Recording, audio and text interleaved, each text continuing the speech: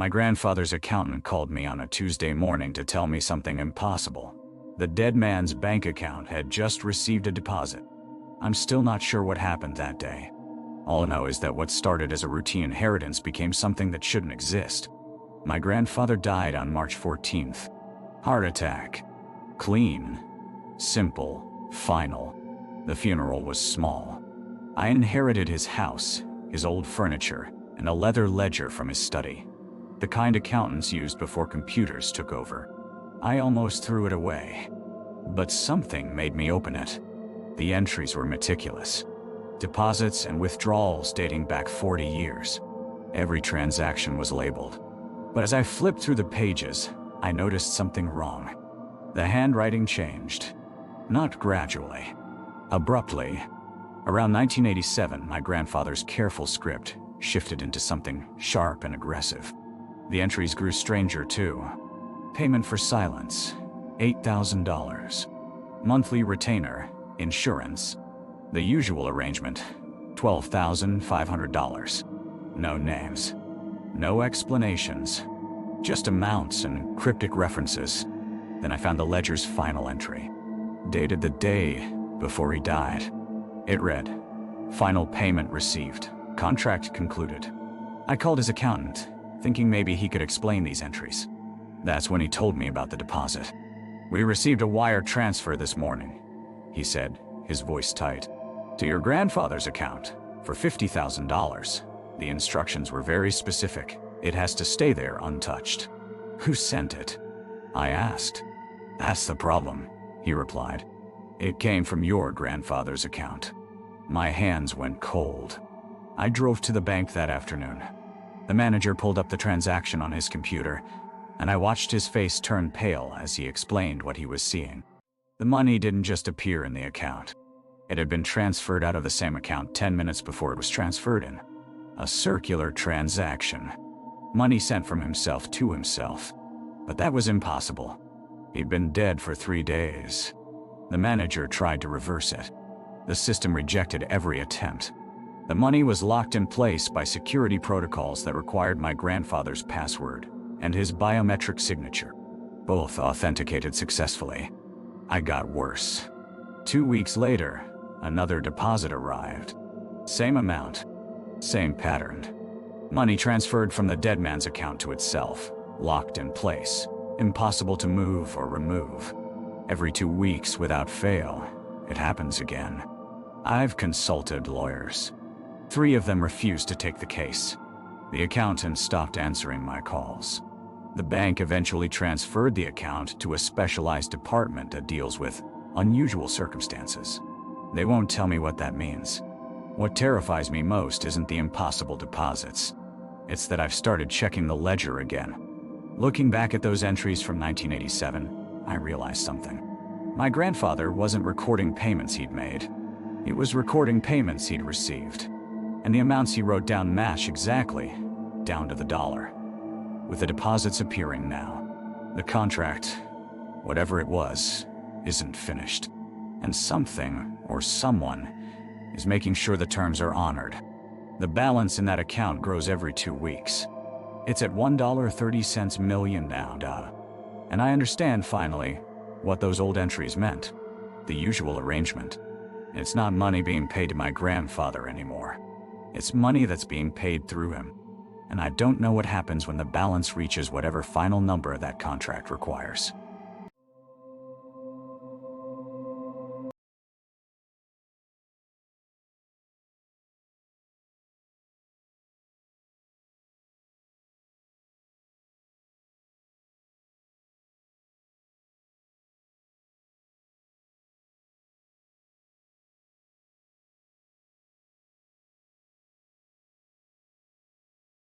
I found a receipt in my wallet for a purchase I never made, from a store that burned down in 1986. My name is Marcus. 3 months ago, I was going through my old wallet, the leather one I hadn't used since college, when I pulled out a faded receipt. The paper was yellowed but still intact, almost impossibly preserved. The store name read Hartwell's General Merchandise, with an address on Riverside Avenue.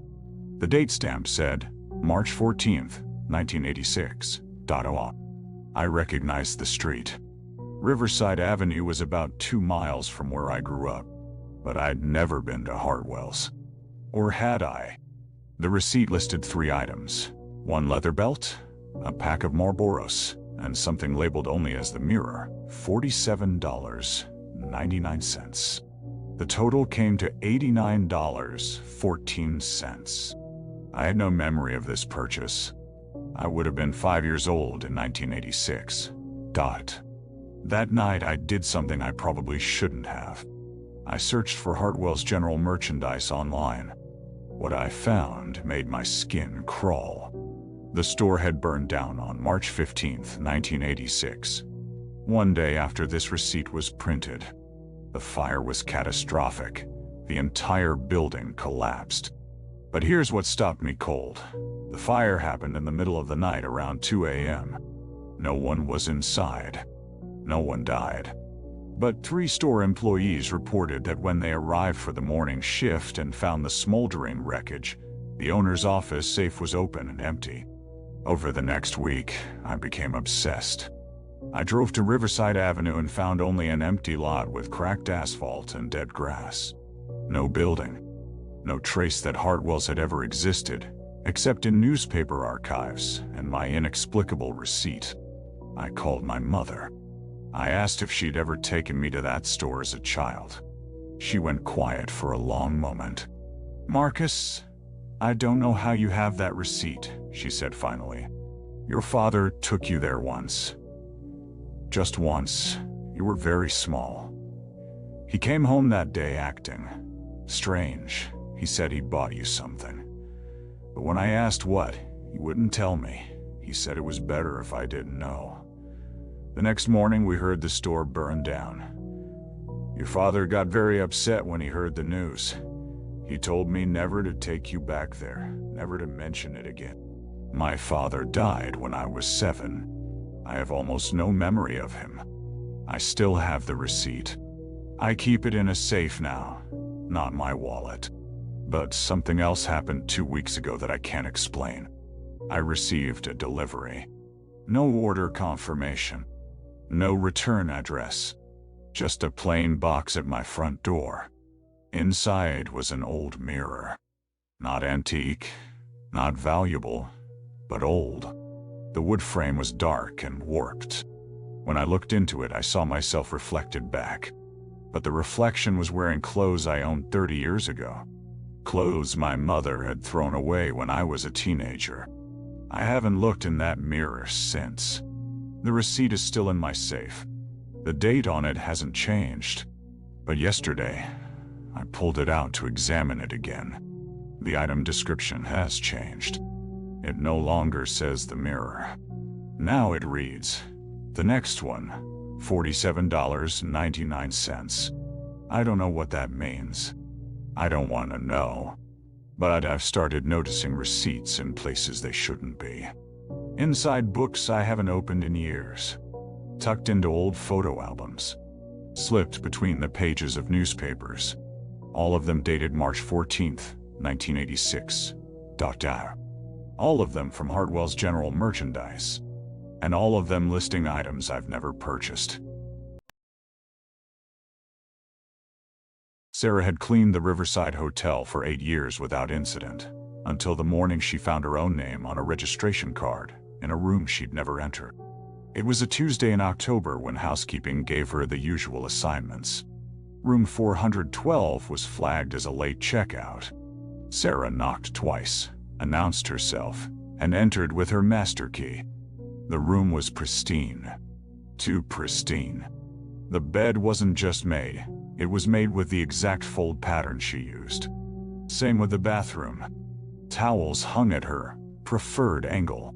Even the trash can was empty in a way only she knew to do it. On the nightstand sat a leather registration card. She picked it up. The name written in blue ink was hers. Sarah Mitchell. Room 412. Check-in date, tomorrow.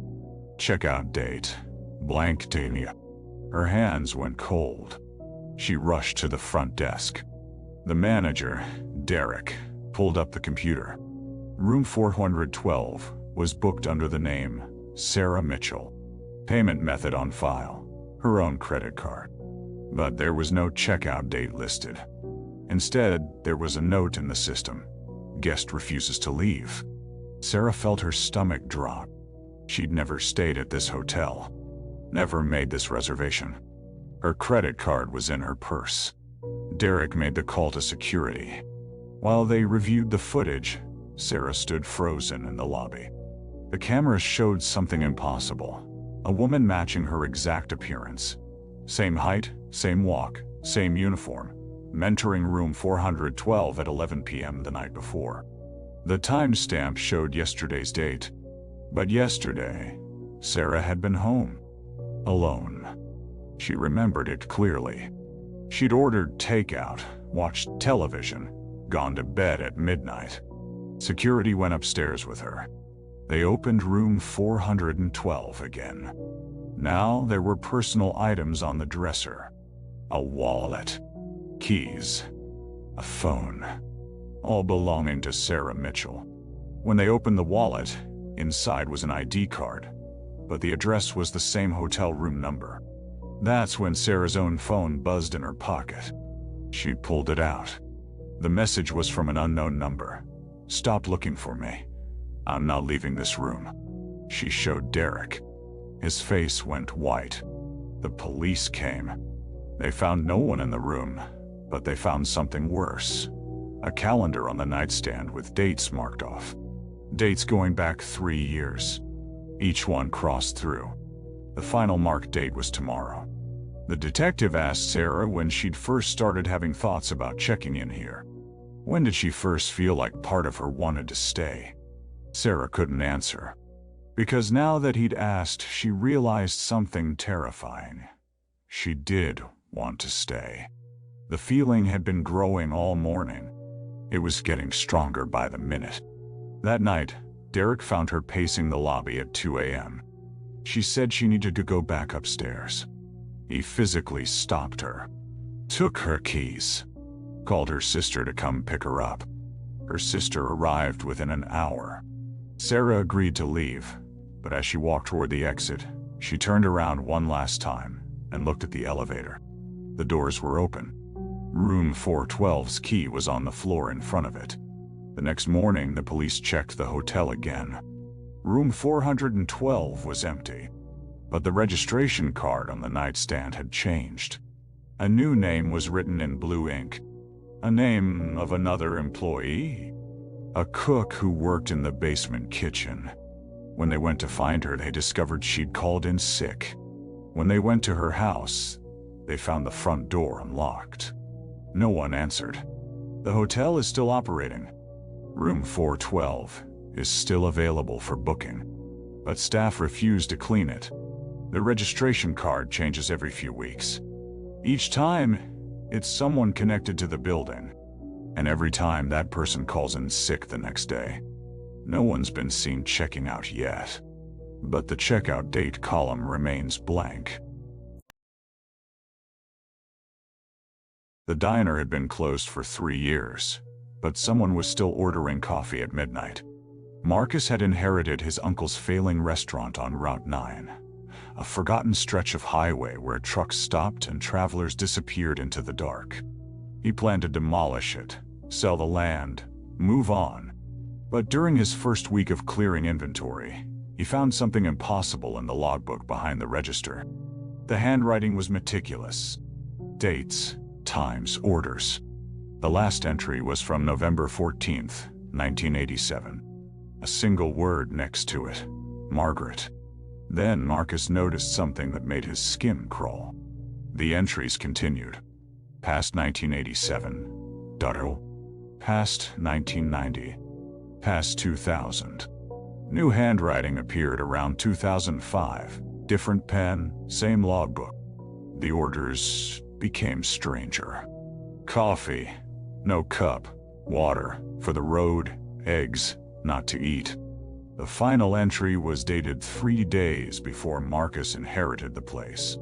That night, at 11:47 p.m., Marcus heard the bell above the front door chime. He was alone. The doors were locked. He walked to the dining room and found her sitting in a corner booth. She was translucent, barely there. Like an old photograph someone had tried to erase. She wore a waitress uniform from another era, and her eyes had the flat, exhausted look of someone who'd been waiting a very long time.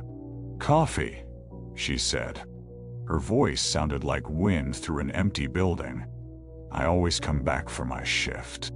Marcus couldn't move, couldn't speak. "I died here," she continued, staring at her hands. "November 14th. Car crash in the lot. Hit the fuel tank. They found my body 3 weeks later." She looked up at him. "But I clocked in first. I was on the clock when it happened." She smiled. "A broken, hollow thing.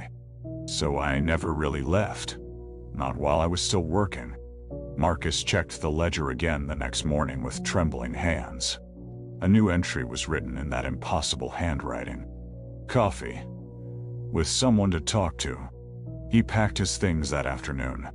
When he drove away, he saw her in the window, still in her booth, still waiting for her shift to end. Marcus never did sell the diner. Every few months he'd drive past late at night. The lights were always on, and if he looked carefully enough, he could see her there, pouring coffee for customers who were no longer alive. He'd later learn that Margaret Hollis had been missing since 1987. They found her remains under the diner's foundation during renovations in 1995. The coroner's report said she'd been there for 8 years, but the logbook kept growing. Last anyone heard, there were 17 names written in that book, 17 people who never clocked out. The diner burned down in 2019. The fire started at midnight. Nobody was hurt, but witnesses swore they saw a woman in a waitress uniform walking calmly out of the flames as everything collapsed. The logbook was never found. When I picked up my anxiety medication last Tuesday, the pharmacist handed me a bottle and said something I'll never forget. "This one's different. Don't lose it."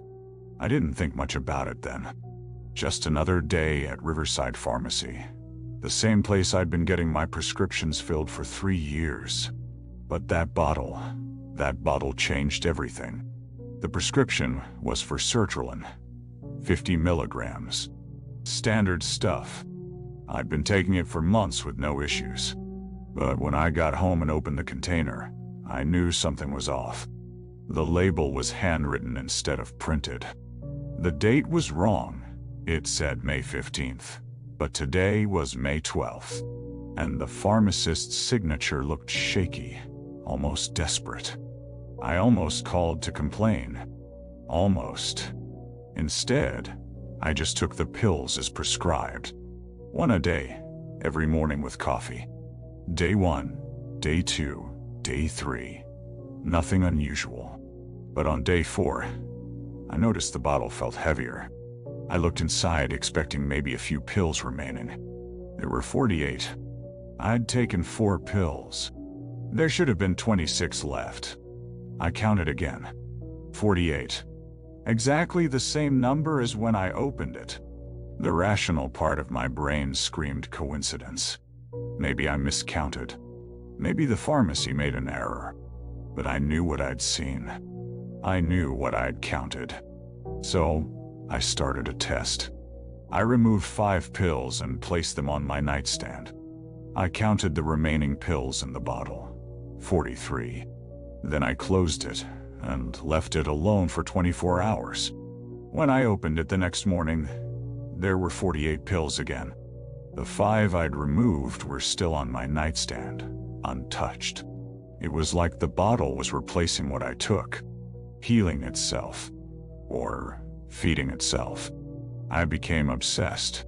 I removed 10 pills, 20 pills, 30 pills. Every time I checked the bottle hours later, it was full again. Exactly 50 pills, like clockwork. Like it was breathing. That's when I noticed the side effects starting. Not from the medication itself, from knowing. Paranoia crept in first. Then insomnia, despite the anti-anxiety medication supposedly helping. I'd lie awake staring at the bottle on my dresser, watching it in the dark, half convinced I could see it expanding and contracting. On the 7th day, I decided to open it one more time, and that's when I found the note. It was folded inside, written on the same prescription pad paper as my label. In that same shaky handwriting it read, "Thank you for taking me. I needed someone to carry me. Please, don't stop." I dropped the bottle. Pills scattered across my floor like teeth. I didn't pick them up. I just stood there, breathing hard, feeling like something invisible had wrapped its fingers around my throat. That night, I drove back to Riverside Pharmacy. It was closed, dark windows, no lights inside, but I could see something moving behind the counter. A figure, hunched over, writing something. Writing prescriptions, maybe. Or writing notes to slip into bottles. I looked through the window for the pharmacist who'd given me the bottle. He was behind the counter, the same position he'd been in when I left. Except his hands were different. They were too long, too thin. And when he looked up at me, his eyes were completely white. I left. I drove home and threw the remaining pills, the ones still scattered on my floor, directly into the trash. I didn't think about them for 3 days. On the 4th day, I found a new prescription bottle on my porch. Same label, same handwriting, same date. That was 3 days in the future. I haven't opened it. I haven't looked inside. But I can hear it sometimes, late at night, whispering from the cabinet where I've hidden it. A soft, wet sound. Like breathing. Like something alive, waiting. And every morning, without fail, I find one pill sitting on my nightstand. Just one. Waiting for me to take it. My twin brother and I did everything together. We even shared a gym membership. Then one day, he went in and nobody came out. Marcus and I were born 17 minutes apart. Identical. We'd always joked that we were two halves of the same person. And honestly, it felt true. We finished each other's sentences. We wore the same clothes. People couldn't tell us apart, and we liked it that way. When we turned 25, we signed up for Pinnacle Fitness downtown. It was a Monday in October when everything changed. That afternoon, Marcus texted me, "Heading to the gym. See you tonight?" I was working late, so I told him to go without me. Normal. We did that all the time. He texted back a thumbs up emoji, and that was it. I got home around 9 o'clock. Marcus wasn't there. I assumed he'd stopped somewhere, grabbed food maybe. But by midnight, I started calling. No answer. By 2 in the morning, I was driving to the gym. The building was closed, but through the glass doors I could see the night security guard at the front desk. His name was Derek. I'd seen him hundreds of times before. "Hey Derek, my brother Marcus. He came in today. He still here?" I asked. Derek looked at me strange. "Who's Marcus?" "My twin. Comes here all the time. Tall, dark hair, same face as me." Derek just stared. "Man, I've worked here 3 years. You've never brought anyone in here. You come alone. Always." My stomach went cold. "What are you talking about? My brother has his own membership." Derek went to the computer and searched the system. "I've got you, Marcus. You're in here. Single membership. Started 8 months ago." He looked up. "But I only ever see you. One person." I felt the ground shift beneath me. "Pull up the security footage. Today, please." We watched the cameras. I came in at 4:47 p.m. The timestamp showed it clearly. Just me. Nobody else. "That's not." I started, but then I saw something. In the footage, I watched myself walk to the locker room. But something was wrong. The way I moved. The way my body bent. It wasn't quite right. Like watching someone mimic human movement but get it 90% correct. I never came back out. Derek rewound it, forward it, rewound again. In at 4:47. The gym closed at 10 p.m. The footage showed me still inside at 9:58 p.m., sitting on a bench in the weight room, staring at nothing. Then the cameras glitched. 2 seconds of static. When they came back, nobody was there. "This doesn't make sense," Derek whispered. I drove straight to my parents' house. 3 a.m. I needed answers. When my mother opened the door, her face went pale. "Marcus, where have you been? We've been calling you all day." "I'm not Marcus. Then I saw him. Marcus, sitting on the couch in the living room, watching television like nothing was wrong. I stared at him. He stared at me. Then he smiled. But his smile was too wide, and his eyes didn't move with it. My mother put her hand on my shoulder. "Honey, you're acting strange. Are you feeling all right?" "That's not my brother," I said. "That's not Marcus." My mother's grip tightened. "Of course it is. He came home hours ago." But Marcus, the thing on the couch, started laughing. It was my laugh. My voice. Perfect. I don't understand what's happening," I whispered. "You understand perfectly," it said, still using my voice. "You went into the gym. You still are. This is your mind trying to process what the gym really is." My mother looked at me with confusion, with concern, like I was the strange one. I ran. I didn't go back to that gym. I haven't returned to my parents' house either. Because when I got home that night and looked in the mirror, I saw 2 reflections. One looked afraid. The other was smiling that too wide smile. And the one that's afraid? I'm not sure that's me anymore. The one that was afraid? That was the real Marcus. And I don't know when I stopped being me and became what walked out of Pinnacle Fitness. I just know I keep trying to call my brother, and someone with my voice keeps picking up.